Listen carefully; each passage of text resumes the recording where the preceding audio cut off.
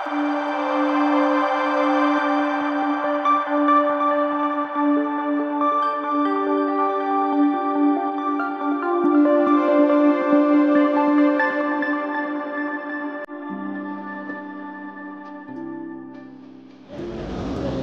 শিল্পনগরী দীপ্তমান নীলফামারী। আজকে নীলফামারীর ঐতিহ্যবাহী বড় মাঠে অনুষ্ঠিত হচ্ছে জেলা প্রশাসন আয়োজিত জেলা প্রশাসক ফুটবল টুর্নামেন্ট।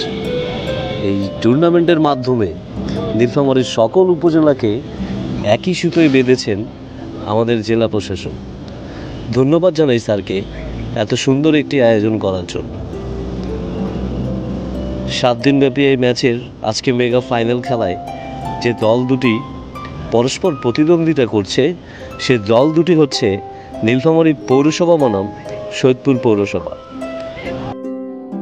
আজকে দর্শক দিয়ে কণায় কণায় পরিপূর্ণ হয়েছে নীলফামারী বড় মাঠ। এই ঐতিহ্যবাহী মাঠে আজকে ঐতিহ্যবাহী একটি দিন। এই খেলাধুলার মাধ্যমে তারুণ্যের উৎসবকে আরো প্রাণবন্ত করতে নতুন বাংলাদেশ বিনির্মাণে জেলা প্রশাসনের এই আয়োজনকে আমরা নীলফামারীবাসী সাধুবাদ জানাই। আজকের এই খেলার মাধ্যমে জেলার বিভিন্ন প্রান্ত থেকে, গ্রামগঞ্জ থেকে হাজার হাজার দর্শক ছুটে এসেছেন নীলফামারী শহরে এই ম্যাচটি উপভোগ করার জন্য। আজকের এই খেলা, আজকের এই মেলবন্ধন আমাদের প্রাণের মেলবন্ধন। আজকের এই খেলার মাধ্যমে এবং দর্শকের উপস্থিতির মাধ্যমে জানান দিচ্ছে যে বাংলাদেশেও কিন্তু ফুটবলের জনপ্রিয়তা কম না। বাংলাদেশের সবচেয়ে জনপ্রিয় খেলা ফুটবলের জন্য জনগণের এত পরিমাণ ভালোবাসা দেখে আসলে সত্যি মুগ্ধ হচ্ছি। জেলার বিভিন্ন প্রান্ত থেকে আগত দর্শকরা অনেক উৎসাহ সাথে ম্যাচটি উপভোগ করছে। খেলাটি আজকে নীলফামারী শহরে একটি উৎসবে পরিণত হয়েছে। সব জায়গায় শুনি শুধু এই খেলার প্রতিধ্বনি।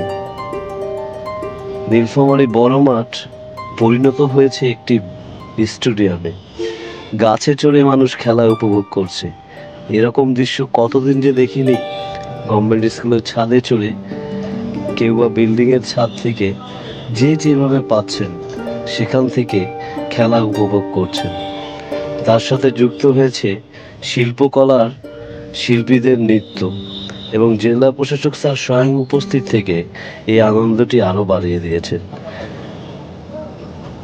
খেলাটি আমাদের নীলফামারীর জন্য অনেক বড় একটি পাওয়া।